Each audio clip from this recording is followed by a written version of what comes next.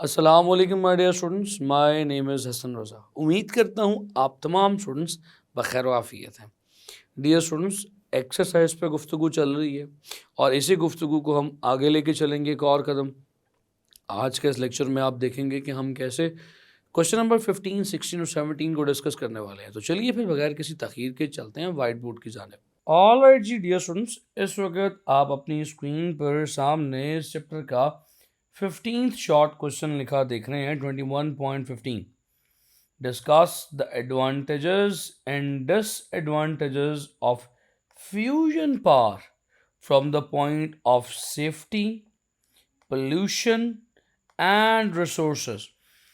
Dear students, safety, pollution और resources को मद्देनजर रखते हुए फ्यूजन के कुछ एडवांटेजेस और डिसएडवांटेजेस हमें यहाँ पर बताने हैं। डियर स्टूडेंट्स, सेफ्टी और पोल्यूशन और रिसोर्सेज को मद्देनजर रखते हुए इसके एडवांटेजेस क्या हैं, ये समझने के लिए पहले आपको थोड़ी सी बात फ्यूजन के ऊपर करनी पड़ेगी। तो डियर स्टूडेंट्स, ज़रा फ्यूजन को समझने के लिए स्क्रीन की राइट साइड पर आइए। हम अगर स्क्रीन की राइट साइड पर एक छोटी सी हेडिंग फ्यूजन की दें और कुछ फ्यूजन रिएक्शंस रिकॉल करें, तो एक फ्यूजन रिएक्शन हमने टॉपिक में भी पढ़ा था कि ड्यूट्रियम यानी हाइड्रोजन का ऐसा आइसोटॉप जिसमें एक प्रोटॉन और एक न्यूट्रॉन है, यानी एटॉमिक मास 2 है और एटॉमिक नंबर 1 है, वो एक और न्यूट्रॉन के साथ मिले, यानी जिसका एटॉमिक मास फिर से 2 और एटॉमिक नंबर 1 है, तो डियर स्टूडेंट्स ये बनाता है हीलियम। हीलियम का न्यूक्लियस यहाँ से बनता है हीलियम 42 और इसमें साथ अच्छी खासी तकरीबन 24 मेगा इलेक्ट्रॉन्स वोल्ट की एनर्जी रिलीज होती है। अब डियर स्टूडेंट्स, इस एक न्यूक्लियर फ्यूजन इवेंट में 24 मेगा इलेक्ट्रॉन्स वोल्ट की जो एनर्जी रिलीज हो रही है, इससे अगर आप जो रिलीज एनर्जी पर न्यूक्लियॉन है वो निकालें तो क्या होगी। तो हम निकालते हैं एनर्जी पर न्यूक्लियॉन। निकालने के लिए इसे आपको एटॉमिक मास पे डिवाइड करना पड़ेगा डियर स्टूडेंट्स। तो ये तकरीबन 24 डिवाइडेड बाय 4 तकरीबन 6 मेगा इलेक्ट्रॉन्स वोल्ट पर न्यूक्लियॉन आ जाएगी। डियर स्टूडेंट्स, अगर आप गौर से इस एमिटेड एनर्जी को कंपेयर करें फिशन रिएक्शन में एमिट होने वाली एनर्जी से, तो that was just 0.9 mega electrons of volt. Students, सिर्फ यही नहीं, फ्यूजन रिएक्शंस और भी हैं। ज़रा रिकॉल कीजिए वो पी चेन रिएक्शन जो सूरज में होता है। डियर स्टूडेंट्स, क्या है उस रिएक्शन में आपके सामने, चलिए ज़रा फिर से करके आपको थोड़ा सा रिकॉल करवाता हूँ। क्या होता था उस पीपी चेन रिएक्शन में? सबसे पहले एक प्रोटियम मिलता है दूसरे प्रोटियम के साथ, यानी एक प्रोटॉन दूसरे प्रोटॉन से मिल रहा है और बन रहा है ड्यूटीरियम। डियर स्टूडेंट्स, बनेगा H2 साथ बन रहा था एक पॉजिट्रॉन और बहुत सारी एनर्जी रिलीज हो रही थी। डियर स्टूडेंट्स, जब ये ड्यूटीरियम या ड्यूट्रॉन बनता था तो आपस में मिलता था फिर से प्रोटियम के साथ, ये बनेगा H2 प्लस H11 और कन्वर्ट हो जाते थे ये हीलियम के न्यूक्लियस में, यानी He31 प्लस कुछ गैमा रेडिएशंस और फिर से कुछ एनर्जी निकलती थी। और फिर स्टूडेंट्स उसके बाद ये हीलियम के 2 आइसोटॉप्स मिलकर बनाते थे हीलियम का एक स्टेबल आइसोटॉप, यानी हीलियम 42, और साथ में बनते थे मजीद 2 प्रोटॉन्स कुछ इस तरह से, और साथ में एनर्जी निकलती थी डियर स्टूडेंट्स, और साथ में कुछ एनर्जी निकलती थी। डियर स्टूडेंट्स, अगर आपको याद हो तो इस सारे प्रोसेस में जो टोटल एनर्जी रिलीज होती थी वो कितनी थी? That was about 25.7 mega electron volt की एनर्जी रिलीज हो रही है। और डियर स्टूडेंट्स, यही एनर्जी पर न्यूक्लियन जो निकलती थी that was about 6.4 mega electrons of volt, यानी हमारी ऊपर की गई कैलकुलेशन से भी ज़्यादा। डियर स्टूडेंट्स, ये सारे रिएक्शन को देख के हमें क्या सीखने को मिल रहा है? हमें सीखने को ये मिल रहा है कि सेफ्टी और पोल्यूशन के एतबार से पोल्यूशन में फ्यूजन किसी किस्म का कोई रोल प्ले नहीं कर रहा। इसमें जो हमारे पास प्रोडक्ट्स आ रहे हैं, जो फाइनल न्यूक्लियाई आ रहा है, वो बिल्कुल भी रेडियो एक्टिव नहीं है। हीलियम प्रोड्यूस हो रहा है या न्यूट्रॉन प्रोड्यूस हो रहा है या हीलियम का एक आइसोटॉप आ रहा है या स्टेबल हीलियम प्रोड्यूस हो रहा है, इनमें से कोई भी ऐसा प्रोडक्ट नहीं है जो रेडियो एक्टिव इन नेचर हो, जो किसी तौर पे हमारे इकोसिस्टम को पॉल्यूट कर दे या हमारे इकोसिस्टम के लिए किसी सूरत कोई ख़तरे का सबब बने। सो पोल्यूशन के एतबार से हमारा फ्यूजन रिएक्शन इंतहाई सेफ है। डियर स्टूडेंट्स, सेफ्टी के एतबार से भी यहाँ पर बात बहुत इम्पॉर्टेंट है, क्योंकि पोल्यूशन कॉज नहीं करेगा, क्योंकि रेडिएशन कॉज नहीं करेगा, और आसपास के जितने भी इलाके हैं उन्हें डिस्टर्ब नहीं करेगा, तो सेफ है। अगर ऐसा कोई फ्यूजन पावर प्लांट डेवलप हो जाए तो उस पावर प्लांट में काम करने वाले वर्कर्स के लिए भी खतरे का सबब नहीं बनेगा। डियर स्टूडेंट्स, ये तो बात होगी सेफ्टी और पोल्यूशन की, लेकिन अगर हम बात करें रिसोर्सेज की तो डियर स्टूडेंट्स, रिसोर्सेज में एक बात तो समझ में आती है कि ये ज़्यादा एनर्जी प्रोड्यूस कर सकता है एज़ कंपेयर टू फिशन। आपने देखा कि इसमें जो एनर्जी रिलीज हो रही है पर nucleon that is up to 6 mega electron volt और 6.4 मेगा इलेक्ट्रॉन वोल्ट, जबकि फिशन में सिर्फ 0.9 मेगा इलेक्ट्रॉन वोल्ट की एनर्जी प्रोड्यूस हो रही थी। तो इसमें जो प्रोडक्शन के चांसेस हैं वो ज़्यादा हैं, लेकिन वहाँ पर एक प्रॉब्लम भी है डियर स्टूडेंट्स। प्रॉब्लम ये है, इसे स्टार्ट करना बहुत मुश्किल है, और अगर ये एक दफ़ा स्टार्ट हो जाए तो इसे कंट्रोल नहीं किया जा सकता लाइक फिशन। जैसे कि सूरज पे एक अनकंट्रोल्ड कॉन्टिन्यूसली पिछले कई बिलियन सालों से फ्यूजन रिएक्शंस चलते चले जा रहे हैं, तो इसका कंट्रोल होना भी एक ट्रबल है, एक प्रॉब्लम है। अब इन्हीं बातों को हमने डियर स्टूडेंट्स लिखना है, तो लिखते हैं एडवांटेजेस के साथ। सबसे पहले शुरू करते हैं कि व्हाट आर द एडवांटेजेस, हमें इसके फ़ायदे क्या हैं। डियर स्टूडेंट्स, सबसे पहला फ़ायदा, जैसे कि मैं भी आपको बता चुका हूँ कि इसमें किसी किस्म का कोई रेडियो एक्टिव प्रोडक्ट नहीं बन रहा। हम लिख सकते हैं the products are not radioactive. जो प्रोडक्ट्स बन रहे हैं they are not radioactive, so they are not going to pollute, so pollution free reaction है। So reaction is pollution free, किसी किस्म की पोल्यूशन नहीं कॉज होगी। और डियर स्टूडेंट्स, दूसरी बात, इसमें जो एनर्जी पर न्यूक्लियन आ रही है फिशन से ज़्यादा है। इसी बात को भी लिख लेते हैं, energy per nucleon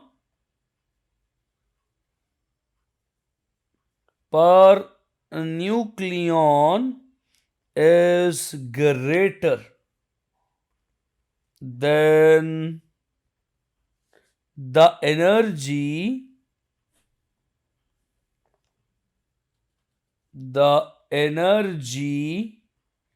produced during fission. जो फिशन में एनर्जी प्रोड्यूस होती है उससे ज़्यादा ही एनर्जी प्रोड्यूस हो रही है। उसके बाद ये सुनो, जो तीसरा पॉइंट एडवांटेज में वो यही है कि ये रिसोर्सफुल भी है, एनर्जी ज़्यादा प्रोड्यूस हो रही है, और हमें इस रिएक्शन में पोल्यूशन को कंट्रोल करने पर भी कुछ ज़्यादा खर्चा नहीं करना पड़ेगा, प्रोडक्ट्स को डंप करने के लिए, डिस्पोज करने के लिए भी कुछ ज़्यादा खर्चा नहीं करना पड़ेगा। लिहाजा हमें जो इलेक्ट्रिसिटी फाइनली मिलेगी वो भी इनएक्सपेंसिव या चीप होगी।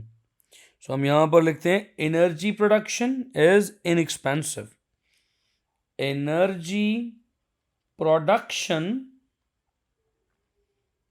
Is inexpensive.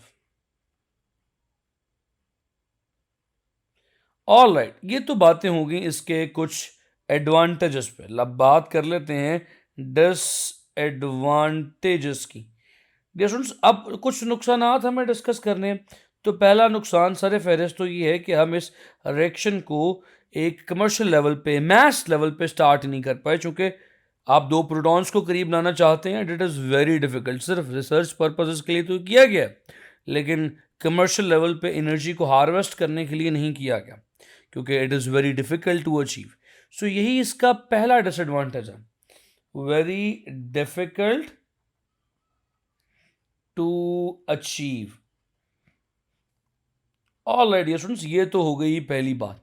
अब अगर हम दूसरी बात करें कि डिफिकल्ट टू अचीव तो है, लेकिन साथ ही साथ अगर ये एक दफ़ा चेन रिएक्शन शुरू हो जाए तो हम इसे कंट्रोल करना भी नहीं जानते। So it is difficult to control as well. It can not be controlled like fission reaction. So it is difficult to control, इसे कंट्रोल भी नहीं किया जा सकता। तो डियर स्टूडेंट्स, ये रहे इस फ्यूजन पावर के एडवांटेजेस और डिसएडवांटेजेस जिस वक्त आपकी स्क्रीन पर आपके सामने है। चलिए डियर स्टूडेंट्स, अब बात कर लेते हैं इससे अगले सवाल के ऊपर, सवाल नंबर 16 पर, 21.16 पर।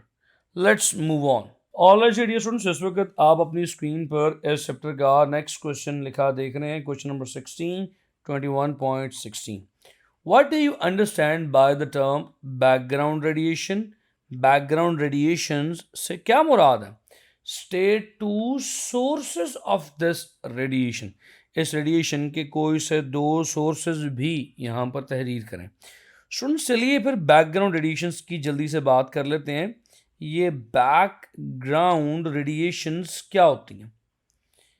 डियर स्टूडेंट्स, आपको याद है जब हमने बैकग्राउंड रेडिएशंस का या हमने रेडिएशन एक्सपोजर का जब टॉपिक अपनी किताब में पढ़ा था, तो हमने उस टॉपिक में बाकायदा तौर पे ये बात डिस्कस की थी कि बाज़ औक़ात हम अगर किसी ऐसी जगह पर खड़े हों जहाँ पर हम गीगर मुलर काउंटर को लें, जीएम काउंटर को लें और जीएम काउंटर को टर्न ऑन करें, तो हम कुछ काउंट्स नोटिस करेंगे। जीएम काउंटर कुछ काउंट्स रिकॉर्ड करेगा, एवन दो कि उस जगह पर कोई रेडिएशन का सोर्स ना भी पड़ा हो तब भी। अब सवाल ये पैदा होता है कि अगर वहाँ पर रेडिएशन का सोर्स नहीं पड़ा, हमने कोई यूरेनियम, प्लूटोनियम या कोई भी ऐसा रेडियो एक्टिव सोर्स नहीं अपने पास रखा हुआ, फिर भी रेडिएशंस आ रही हैं, तो सवाल ये कि आखिर वो रेडिएशंस आ कहाँ से रही हैं? डियर स्टूडेंट्स, वो रेडिएशंस आ रही हैं कुछ नेचर में मौजूद सोर्सेज की वजह से, जिसका हमें एग्जैक्ट सोर्स पता नहीं होता कि ये जो काउंट आया है ये किस सोर्स से आया।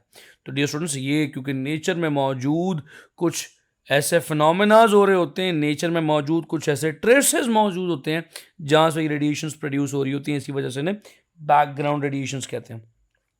तो डियर स्टूडेंट्स, जो हमारी बुक में डेफिनेशन लिखी हुई है बैकग्राउंड रेडिएशंस की, चलिए लिखते हैं। हमने कहा था कि जीएम ट्यूब अगर ऐसी जगह पे जाए जहाँ पे सोर्स मौजूद ना हो, फिर भी वो कुछ रेडिएशंस रिकॉर्ड करेगी। Those radiations are called as background radiations. So GM tube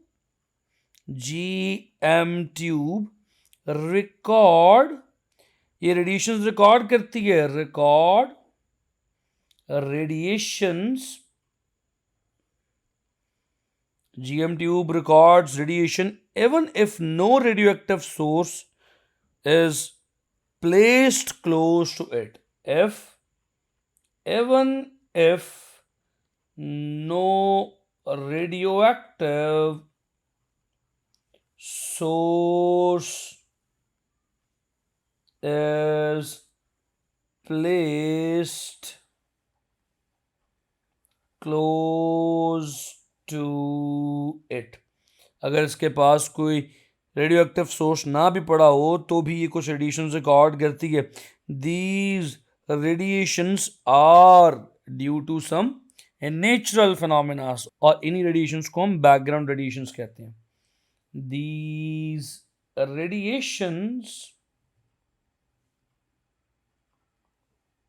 are called as background radiations.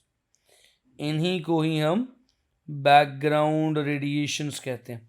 Dear students, ये जो बैकग्राउंड रेडिएशंस हैं, हमने ये तो देख लिया कि ये किसी स्पेसिफिक रेडियो एक्टिव या अनस्टेबल सोर्स में से नहीं निकल रही जो हमने किसी तौर एनरिच करके या कॉन्सेंट्रेट करके अपने पास रखा हो.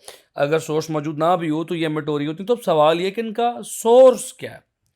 चलिए फिर अब इनकी सोर्सेस पे कुछ डिस्कशन की जाए. So what are their sources?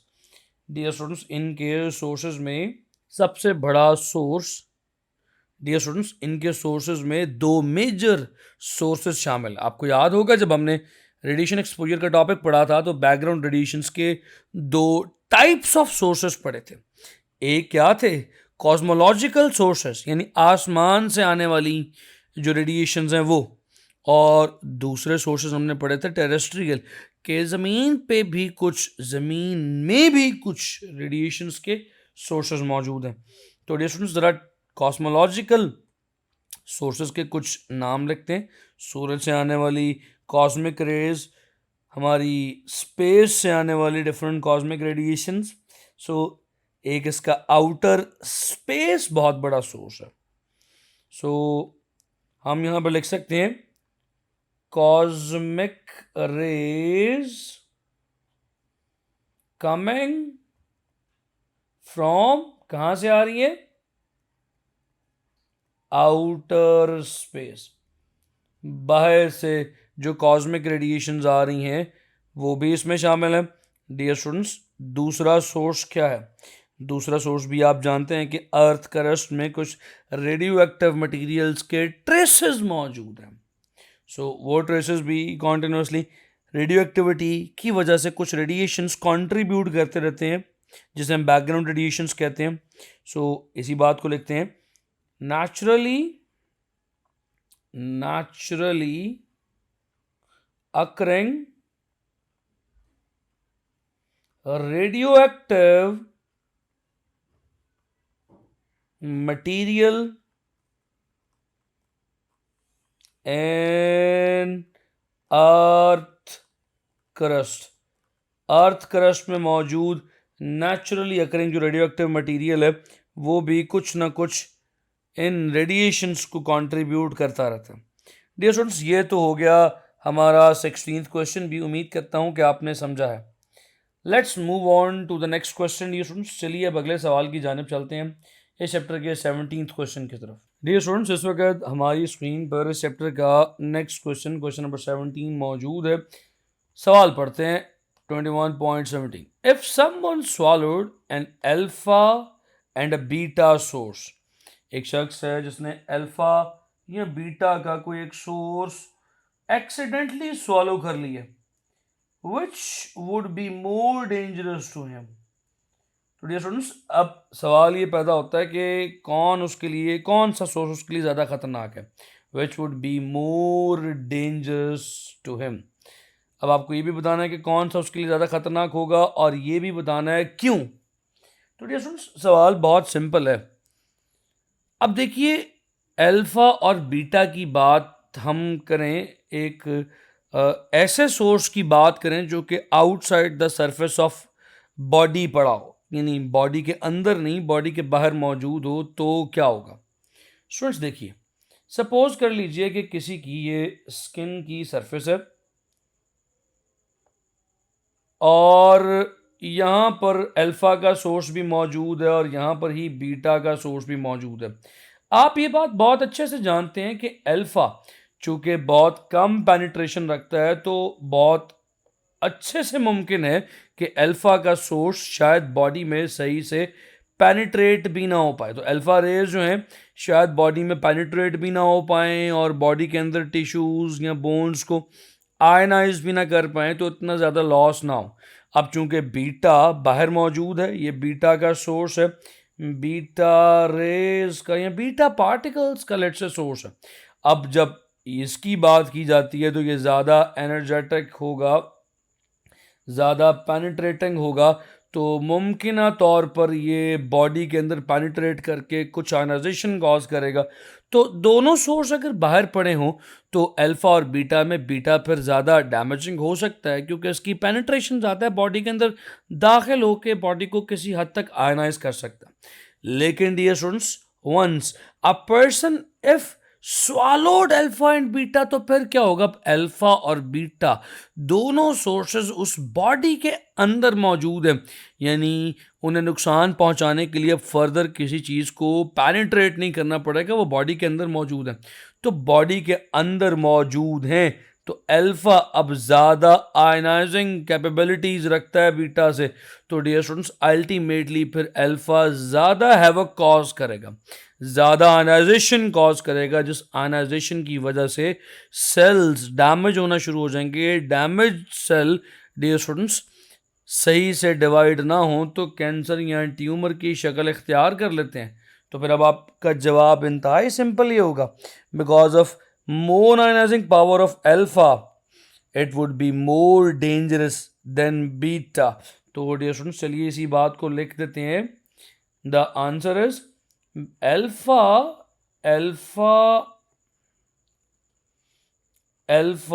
is more ionizing than beta. So this alpha source will be